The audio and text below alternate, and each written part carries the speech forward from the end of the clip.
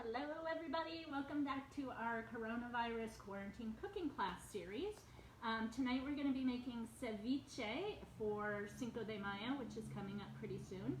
Also wanted to mention that Mother's Day is coming up, so don't forget if you need any chocolate or things to that all the time. It's not a huge selection, but there are a few nice things on there that might be nice for your mama. So tonight is ceviche, which contrary to popular belief is not raw fish. We're actually not going to use any heat on it, whether stovetop or in the oven. We're cooking it with lime juice. So whatever it is in the citrus will actually cook your seafood. So it's not like eating raw food at all. I'm going to make, right now, I'm going to put together a scallop ceviche, or I'm going to get the scallops started. And then I have some halibut that I started earlier, and we'll put the whole thing together. And we're also going to make corn tortillas, homemade corn tortillas, which we did a couple of days ago, but we're going to run through it again in case you missed that. We'll do a full tutorial on that as well. So let's get started. First of all, for ceviche, because you're eating this fresh, you want everything super, super fresh. If you can't get fresh, you could use something that's frozen at sea for your seafood, but it's best to really have nice fresh seafood, fresh vegetables, fresh lime juice. This is all, I just squeezed it a little while ago from real limes, fresh cilantro. Because it's just being cooked with the lime, you really want it fresh. So for scallops, the sea scallops, which are my favorite, you can use the little tiny bay scallops, but I think the sea scallops have more flavor and they're more tender. They come usually with this little membrane on them, which is perfectly healthy to eat, but it's a little chewy, so I usually peel those off, and I've peeled off from most of the ones that I have in here. And then I'm just going to cut this into approximately ½ inch squares, so probably about 6 pieces per scallop, and we're going to put those right in our bowl. Scallops are one of my favorite seafoods. You can also use, you want a firm white fish like halibut, which we're using, or tilapia, sea bass. There are a number of different ones, but like I said, you want to make sure they're fresh, and they will be the best to use. Some of the recipes, when I was doing a little research, said that you can eat your ceviche like medium rare. Really don't recommend that for whitefish. Maybe it's okay, but I've done a lot of cooking and I wouldn't eat any whitefish that wasn't fully cooked. And this will be with the lime. Tuna salmon, fabulous at medium rare, but not your whitefish. It's a little smaller, so I'll cut it once less.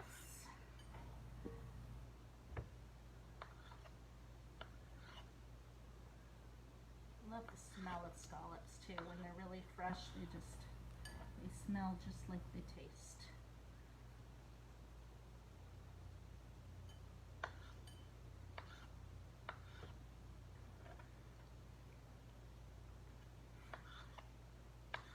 All right, so we're almost done with that.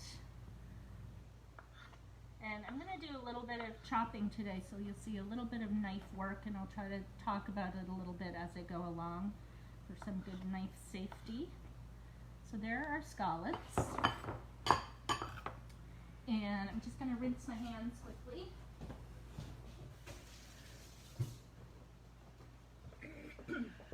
And because this is all going together, I'm not going to worry about the fact that I cut scallops on my cutting board. I will change it before we cut the rest of the veggies though. So I'm just going to chop up a small to medium onion. If you don't like onion that much, use a little bit smaller one. Red onion also looks really nice in this. All the ones at the store yesterday were gigantic, so I didn't get a red onion, but they would be perfectly fine in the ceviche as well.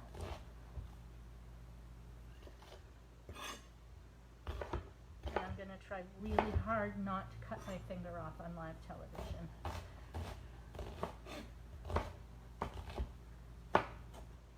Okay, so there's our onion. We're just going to put that in with the scallops.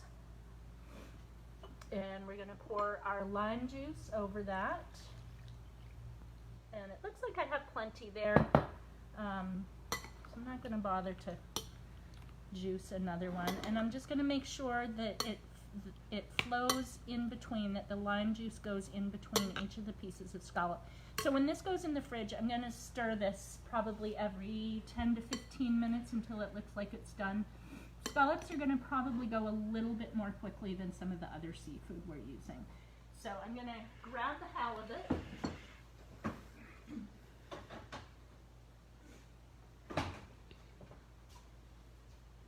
And this has been in the fridge for a little over 2 hours, and you can see it's pretty well cooked. It's not completely there yet.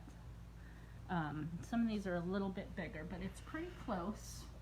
And I'm just going to drain off the juice. So I want to keep all of the seafood, and I want to keep the onions, but I'm just going to get rid of the lemon juice. There we go. And put it in this bowl here, and add our other items to that, our other ingredients. So first up is tomatoes. So I have 2 nice medium-sized tomatoes, and I'm just going to core handy little gadgets which make that a little bit easier, but I'm just going to use the tip of my paring knife here. And we're going to cut, you want everything about the same size. So we're going to cut these about a 1/2 inch square.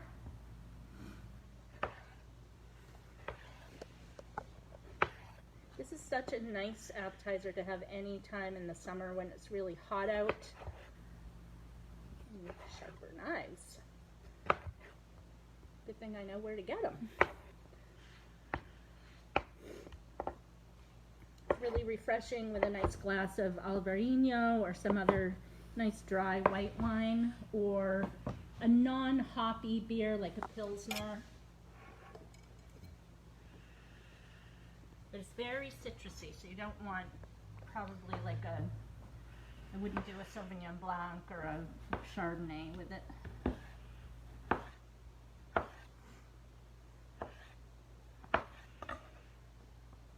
there are our tomatoes.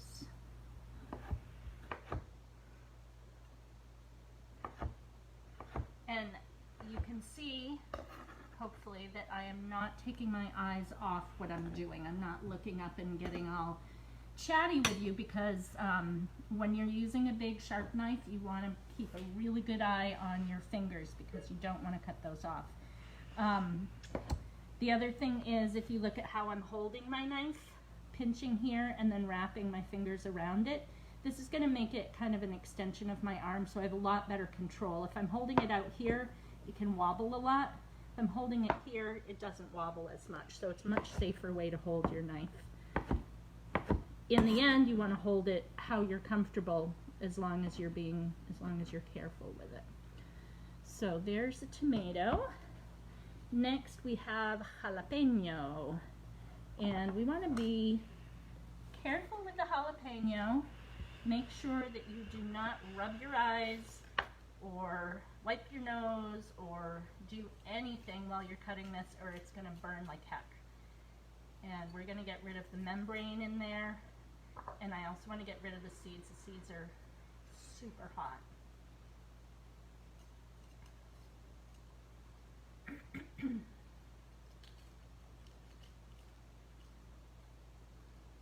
And again, notice the nice bright green of those. They're really fresh, really good looking jalapenos. All right, let's see how we do here. And I'm going to cut this pretty small. Unlike the other veggies, after I just said everything should be about 1/2 inch, these are going to be quite a bit smaller. And again, I'm keeping a good eye on my fingers and thumb, trying to keep them tucked under, so there's not much danger of cutting them off. Although I say that, and I have cut myself many, many times in my cooking career.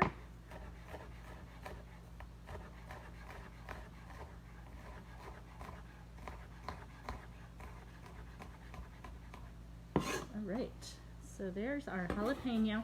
The recipe calls for 1 or 2. I would start with 1 if you're not sure. If you love hot food, go ahead and do 2 right from the start. And then we'll chop up some cilantro here. I don't worry too much about some of the more tender stems. You don't have to get rid of all of that. They're so tender and they've got some flavor. So don't worry about that so much.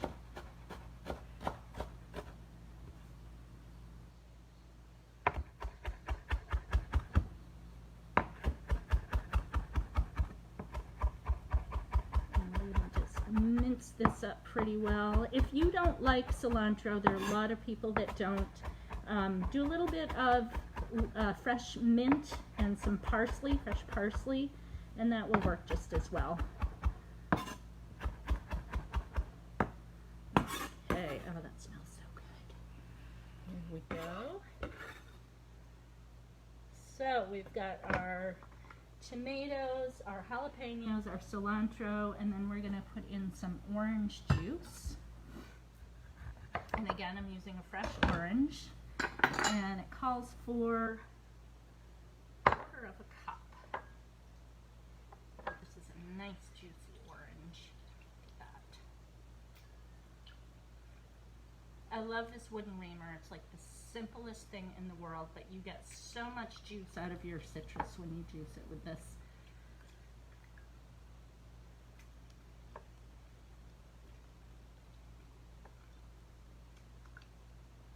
That looks like plenty. And that is about 1/4 of a cup, so I'm going to put that in. And we're going to do about a teaspoon, quarter teaspoon, half teaspoon-ish. And it's not going to be quite that much because I'm grinding it. And pepper.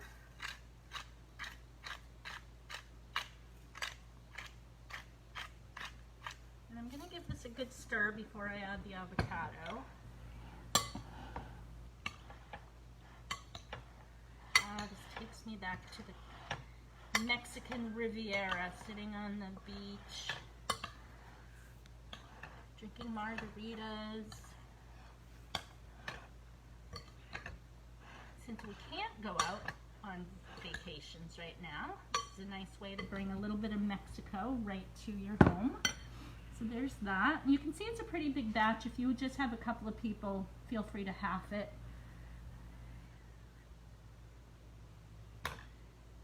And we're going to do a little avocado. If you are doing your avocado like this, make sure you don't go too hard into, just go gently until you hit the skin, otherwise you will very likely slice your hand.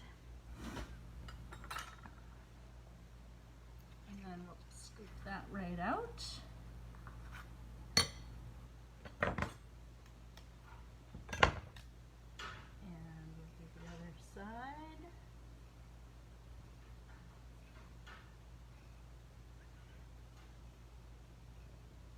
And we'll scoop that right in here. Oh my gosh, that looks so fresh. Look at those colors in there and all that flavor. Right, I'm just going to have a little piece of halibut. That is delicious. And that is a hot jalapeno. And I'm actually going to add just a little bit of sugar. You could add a little bit more orange juice. I'm going to add just a little sugar, and that's just going to, it's not going to really make it sweet. It's just going to take the bite, some of the bite out of the lime.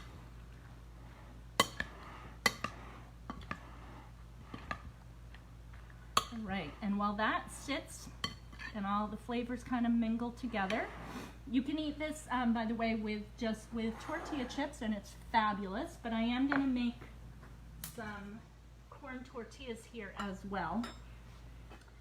And for the corn tortillas, we're going to use this maseca masa. It's just cornmeal and lye, and we're going to add water to it. The instructions are on the back of the bag. And they do not call for salt, but I always add a little bit of salt just because it needs a little bit of extra flavor. Just, again, it's like the sugar in this. It's not to make it sweet. It's not to make these salty, but the salt or the sugar bring out a lot of the other flavors. So that is a cup. Should make about 10 5-inch tortillas, and we're just going to pour in the water. So it's a cup of the masa and 3/4 of a cup of water. And it's, I think I put about a half a teaspoon of salt in there. You could even go a little less than that. And then we're just going to mix it up. If you find that your masa is a little too dry, just add a tiny bit of water, but not more than a half a teaspoon at a time. And if you find that it's too wet, just add a little bit more of the masa. I think this is going to come out just right. Probably could have used a bigger bowl. And I have a cast iron pan, which I should have heated up a few minutes ago, but it's on the stove top, and I have it on high heat, and I'm going to get it smoking hot without any oil in it. No oil. I find that your tortillas end up being a little bit soggy if you use oil in them, or on the pan, that is. And they won't, because it's really hot and because it's cast iron, they're not going to stick to it anyway.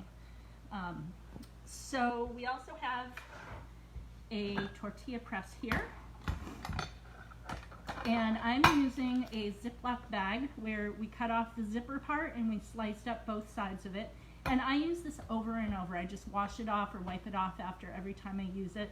So even though it's plastic, it is being reused. And I'm just going to take a ball of the masa. And you can see it's sticking together, but it's not really sticky. It's not sticking to my fingers. It's just nice consistency. And fold the plastic over. You can roll these out with a rolling pin, but you want to be careful about how thin they get. And this is going to be just about perfect. I'm not sure my pan is hot enough yet, but we'll take a look. So it's pretty thin. It's got a little bit of body to it, but it's pretty thin. And it's just going to plop right in there. And while that's cooking, I'm going to get another one started.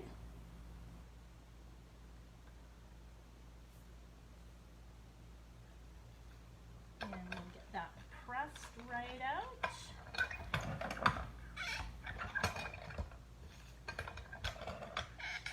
Got a little bonus piece of jalapeno in there. It's going to be a nice hot one. So that's ready to go, and you can see it just comes right off the plastic nicely. You can use parchment paper as well. I'd use 2 pieces of parchment paper. If you were to press this out right onto the press, it would just stick on there and you'd have to scrape it off. So you really need something in between. Let's take a look at this. Not quite hot enough yet, but it's getting there. I love making tortillas because I can just come home after work and make 2 or 3 of them with some shrimp that I have in the freezer, a little grated up lettuce and tomatoes, and a little salsa and sour cream, and it's a fabulous dinner, and I've got everything, all my veggies and everything taken care of all at the same time. These are gluten-free. If anybody has issues with gluten, this is a great snack for people that can't eat flour or gluten. I'm playing with my food now because I'm impatient. I want it to be done. Meanwhile, let's try this on a cracker and see how it is. I think it's going to be really good. The little bit of sugar that I put in, really, it cut the lemon quite a bit, or the lime juice, I mean, quite a bit. So it's not quite as bitey and sharp. Still getting a lot of the flavor out of the veggies and out of the fish. And we're smoking here now. So I'm going to just take this one out and we'll put a new one in there and see if we can get it to brown up nicely. It's got a little sizzle to it now, so. So don't forget Mother's Day, a week from Sunday. And maybe your mother would like a ceviche dinner that you could make for her now that you know how to make ceviche and tortillas. Or a tortilla press. Or, like I said, we have lots of chocolate from Cadbury, imported from England, so it's the real stuff. We've got crackers and cheese. We are building back our cheese inventory. So we have aged provolone, aged cheddar, Cambozola, I have Brillat Savarin, which is a really nice soft gooey cheese. We have Manchego, which is Spanish sheep's milk cheese. Parmesan,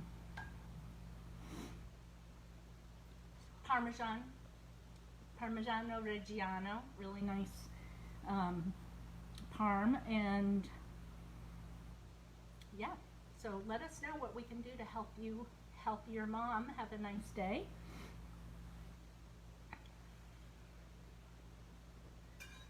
And still probably not quite hot enough, but these are going to taste good anyway. And I hope yours come out really well. Make sure your pan is smoking hot.